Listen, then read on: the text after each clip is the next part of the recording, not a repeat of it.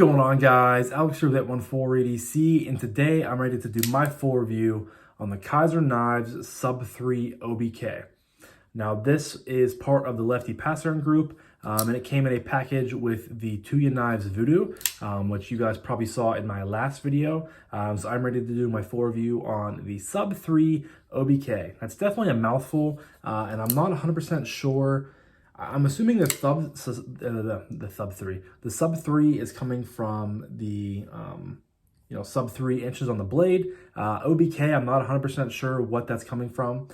This is a new design from Mikey Carlson, and the knife's okay. It's definitely, I'll say it right now, it's not really doing anything for me. It just looks like another basic EDC knife, and it's kind of drawing designs from something we'll touch on later in the video.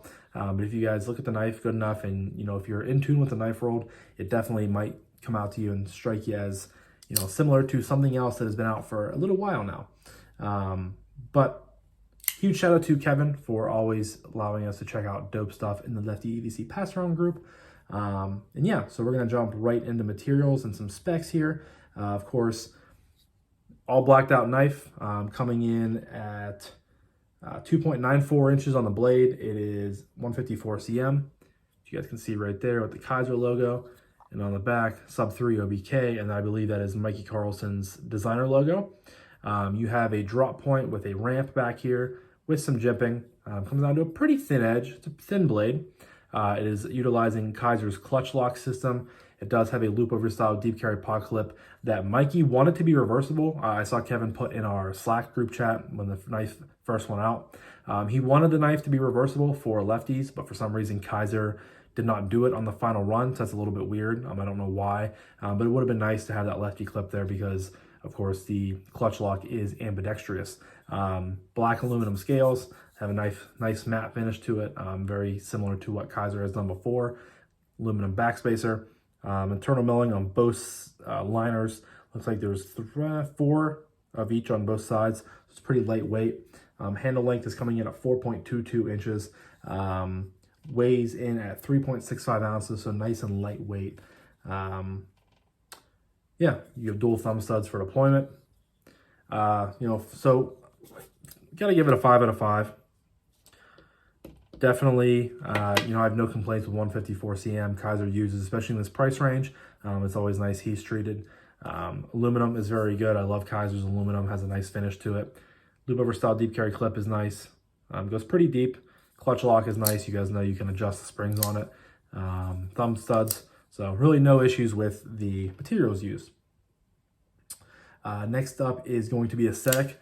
Now, this is where I come to, question things a little bit. The knife definitely is okay. It's not an ugly looking knife, but it's just kind of plain Jane and boring, which you guys know. I am a huge fan of simple knives. I'm a huge fan of just, basically plain Jane looking knives.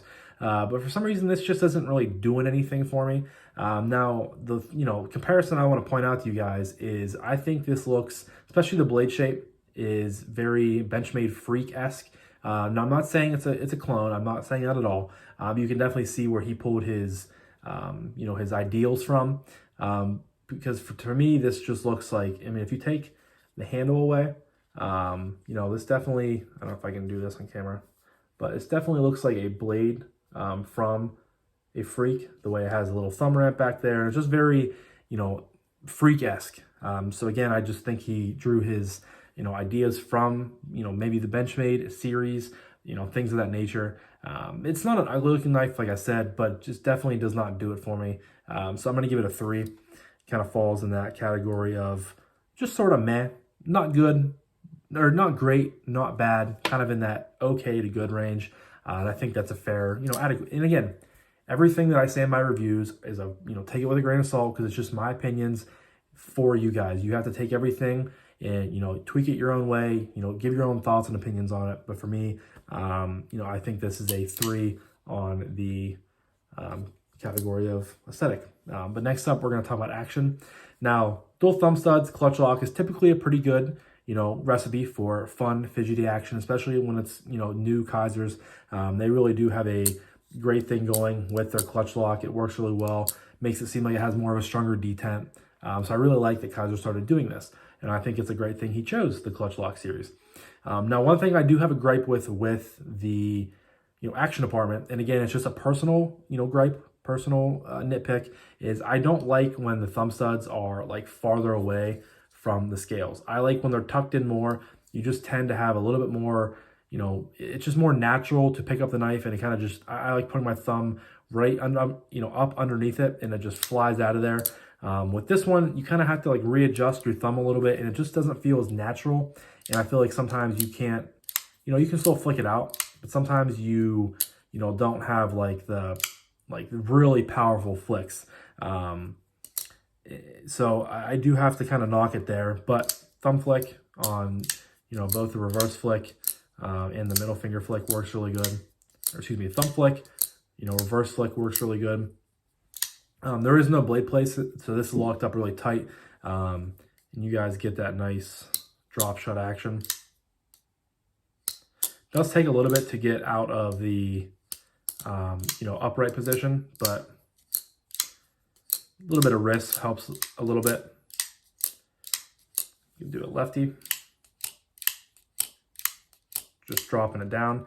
So it is very fidgety. And again, I just really wish the the thumb studs were just in towards the scale a little bit more. To me, that allows my, a little bit more pressure to be built behind it, and it allows it to have a little bit more of a satisfying thwack, a little bit more of a stronger flick when it comes out.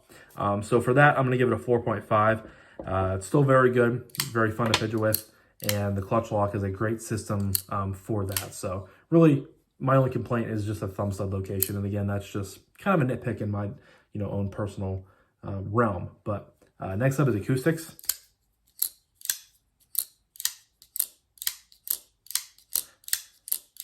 To me, this sounds really good. For aluminum knives, sometimes it's more of a duller sound, but on both the open and the close, it does very well. Nice, loud. So I'm gonna go.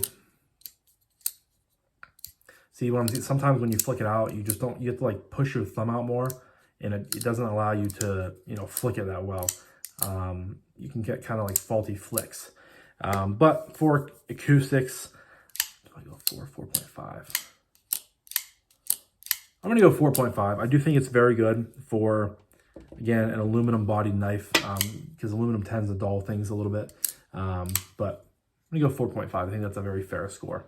Next up is Ergos.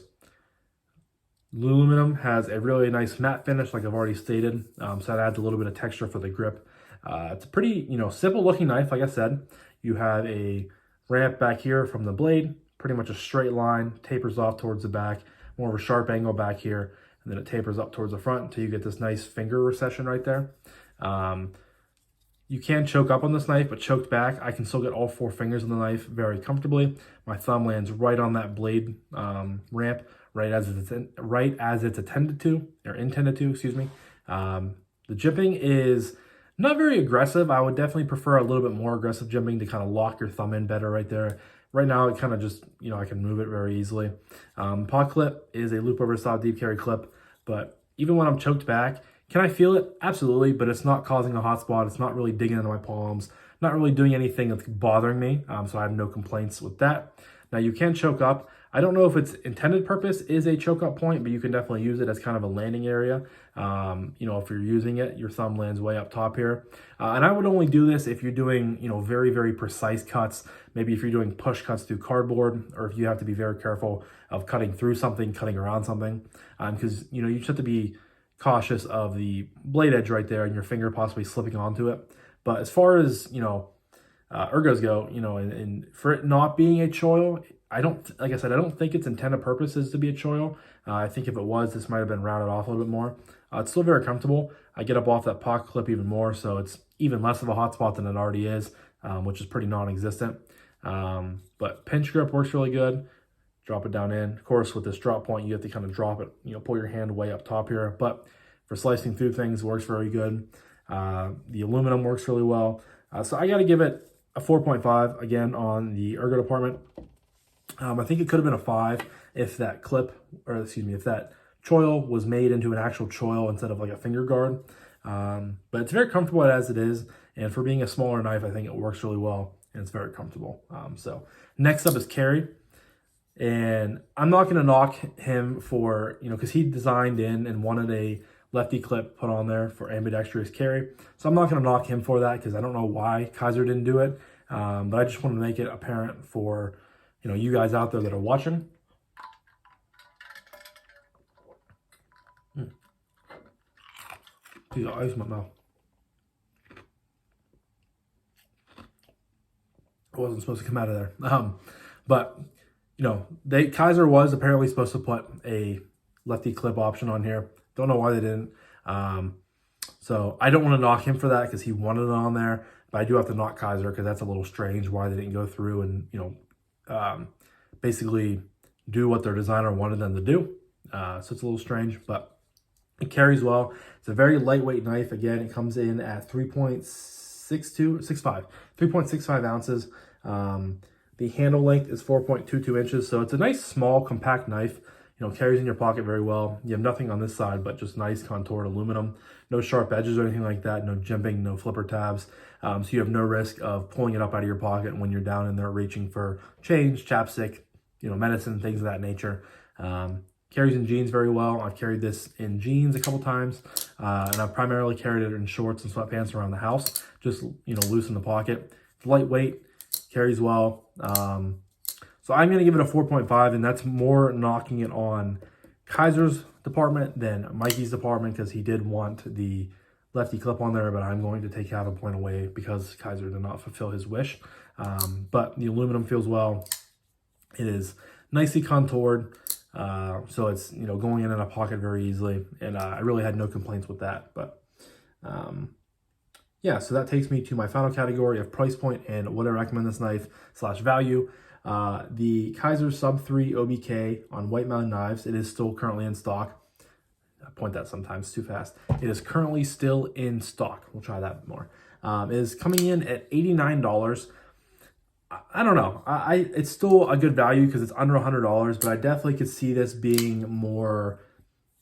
I think it's the aluminum that jumps it up to that price. Because to me, when I saw this knife, I immediately was like, oh, it's like a $70 knife. And when I saw the price, I initially thought 90 was a little too high. I still do a little bit, but I still think anything under, it's still sub $100. So I still think you're getting a good value with 154 cm, with Kizer's clutch lock system, with the aluminum scales, with the loop over style deep carry clip. It's fun. It's fidgety.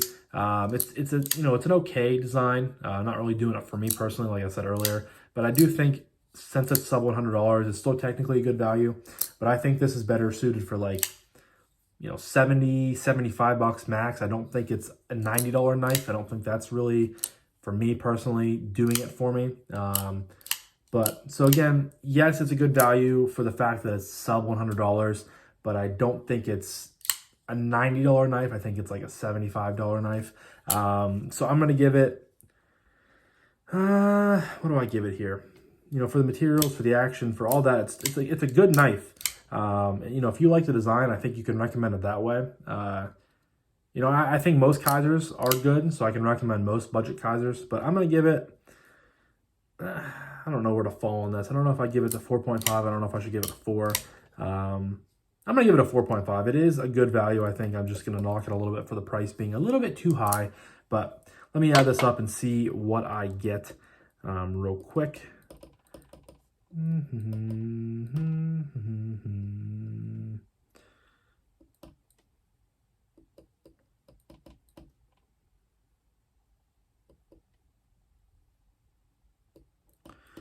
All right, so I am getting a 30.5 score here on the Kizer Sub3-OBK, which lands it in my great category. So I'm a little bit surprised it landed in my great category. I wasn't really expecting.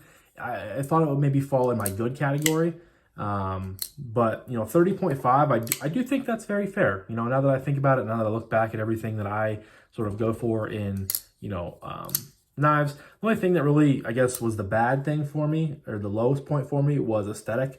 I just wasn't a huge fan of how the knife looked, but from a fit and finish, from an ergo department, from a carry department, from materials, I think it's very, very good. So if you guys are interested, I definitely can recommend it for you guys. And of course, doing the finger thing, it'll be linked down below in the description. 2 white matte knives, and you can use someone's code like Lefty10 to get 10% off, which will get it a little bit cheaper. I do think that's a better price for it. But yeah, so let me know down below, did you guys pick up the Kizer Sub3-OBK? Are you planning to? Let me know down below. I'd love to hear what you guys have to say. But I'm gonna wrap this up now. So thank you guys again so much for watching. I greatly appreciate I greatly appreciate each and every single one of you guys. I hope you have a fantastic rest of your morning, evening, day, night, whenever you're watching this. And I'll talk to you guys in the next one. Peace.